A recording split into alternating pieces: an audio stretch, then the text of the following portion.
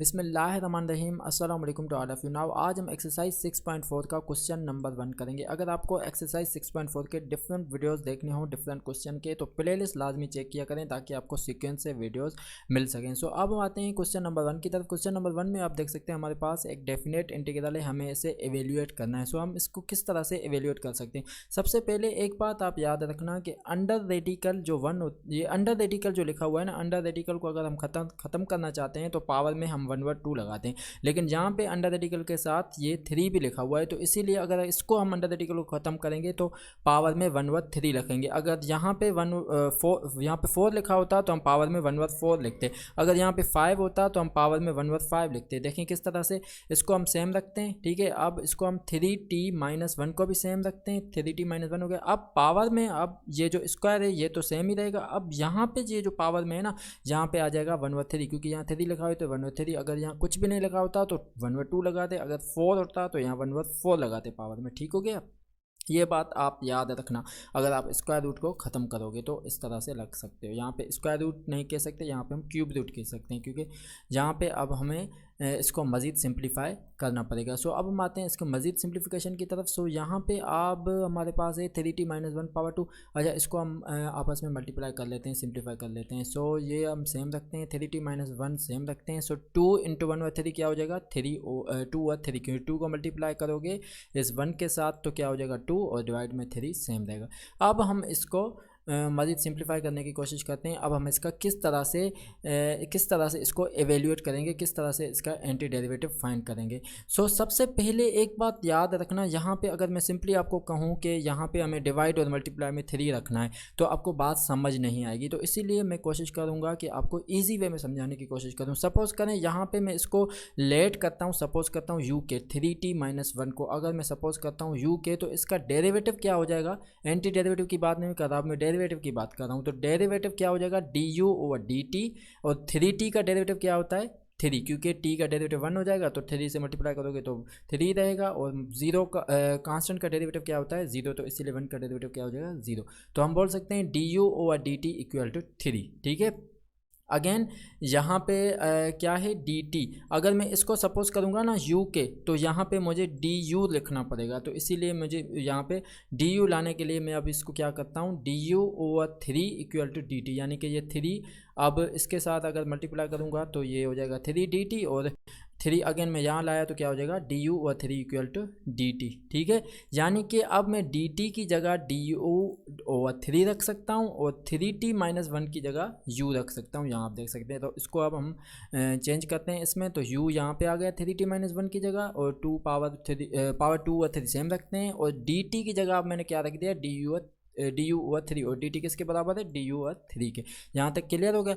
अब इस 3 को हम बाहर कर देते हैं ताकि हम सिंप्लीफिकेशन करने में आसानी हो। तो 1/3 रख दिया हमने यहाँ पे, ये हम सेम रखते हैं u⁻²/3। अब मुझे बताएं आप u⁻²/3 का एंटी डेरिवेटिव क्या होगा। ये अब आपके लिए बहुत आसान होगा सिंप्लीफाई करना।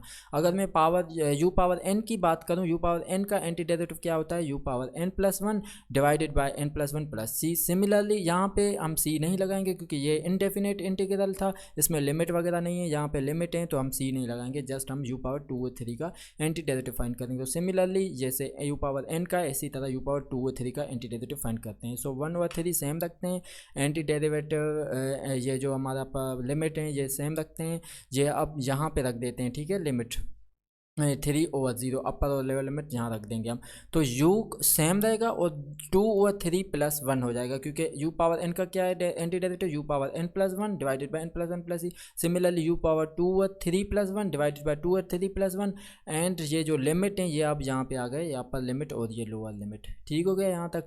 अब इसको मज़ीद सिंप्लीफाई करने की कोशिश करते हैं। सो 1/3 तो आपका सेम रहेगा। अब यहाँ पे u⁻2/3 + 1, अगर यहाँ पे आप एलसीएम का पैटर्न यूज़ करना चाहें तो आप एलसीएम का पैटर्न यूज़ कर सकते हैं। एलसीएम का पैटर्न किस तरह यूज़ करेंगे, अगर 2 को इसी को मैं सिंप्लीफाई करना चाहूँ तो 2/3 + 1 है, तो इस 3 को मल्टीप्लाई करो, सपोज करें आप इस 3 को मल्टीप्लाई करो 1 के साथ, तो क्या हो जाएगा 3, सो 2 + 3 = 5 डिवाइडेड बाय 3। तो ये इसका एलसीएम इस तरह से आप फाइंड कर सकते हैं, ये आप मैंने शो किया हुआ है। तो u पावर 2 व 3 + 1 का एलसीएम क्या हो जाएगा, u पावर 5 व 3। सिमिलरली 2 + 3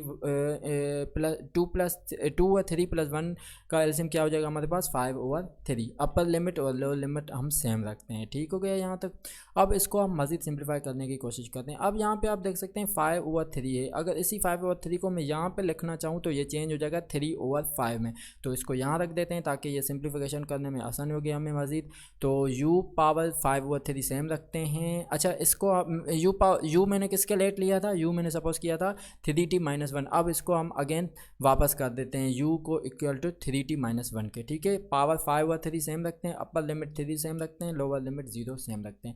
अब यहाँ भी 3 है, यहाँ भी 3 है, ये आपस में कैंसिल हो सकते हैं। सो ओनली क्या बच जाएगा 1/5 बच जाएगा, ठीक है। अब यहाँ पे हमारे पास क्या है 3t - 1 है, तो 3t - 1 जो है यहाँ पे, और यहाँ पे अपर लिमिट है और ये लोअर लिमिट है। अगर मैं अपर लिमिट को अप्लाई और लोअर लिमिट को अप्लाई करूँगा तो किस तरह कर सकता हूँ, ये 3t - 1 t की जगह मैं 3 रखूँगा, ठीक है।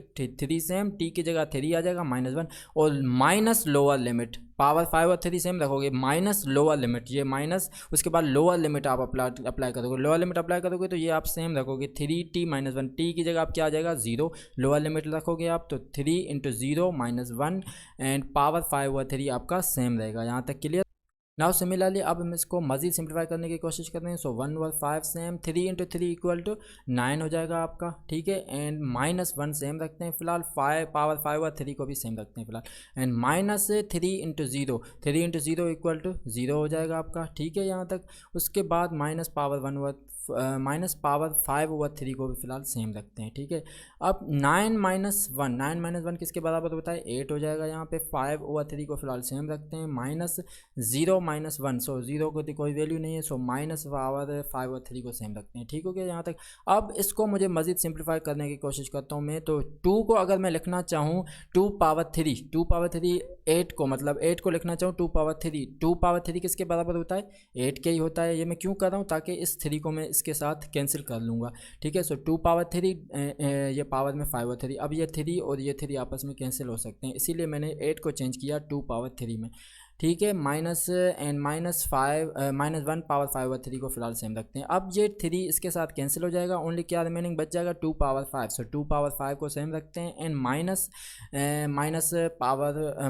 पावर 5/3 सेम रहेगा। 2/5 किसके बराबर है, 2/5 का मतलब है 2 × 2 × 2 × 2 × 2। तो 2 को मल्टीप्लाई करोगे 5 टाइम तो कितना हो जाएगा 2 × 5 नहीं, 2 × 2 मीन्स 4, अगेन 2 × 2 तो 8, अगेन मल्टीप्लाई 2 तो 16, अगेन मल्टीप्लाई 2 तो 32। तो इसका मतलब क्या हो जाएगा 1/5 × 32 सॉरी, एंड माइनस इंटू, अच्छा यहाँ पे ये माइनस पावर 5/3 है, तो इसका मतलब क्या है कि हमारे पास ये मतलब माइनस इसको, अच्छा मैं सिंप्लीफाई करता हूँ आपको आसानी हो जाएगी इसमें। यहाँ पे आप देख सकते हैं -1 पावर 5/3 है इंटू -1 है। अगर इसको मैं लिखना चाहूँ +1 तो मैं लिख सकता हूँ, क्योंकि ये जो 1 के ऊपर पावर है इससे कोई इफ़ेक्ट नहीं पड़ेगा, ठीक है, क्योंकि ये 1 ही रहेगा। तो इसीलिए ये हम चेंज कर सकते हैं 1 में, ठीक है। तो यहाँ 1 आ गया। उसके बाद हम 1/5 32 + 1 करेंगे तो क्या 32 + 1 कितना हो जाएगा 33 हो जाएगा। तो इसीलिए 1/5 × 33 हो जाएगा ये। तो 33/5 ये इसका आंसर हो जाएगा। अगर आपको किसी भी किस्म की कोई भी डिफ़िकल्टी हो, कोई भी कन्फ्यूजन हो, कोई भी क्वेश्चन हो, आप कमेंट सेक्शन में पूछ सकते हैं। और प्लेलिस्ट लाजमी चेक करें, चैनल को सब्सक्राइब करें ताकि आपको इसी तरह की लेटेस्ट वीडियोज़ मिल सकें। Thank you.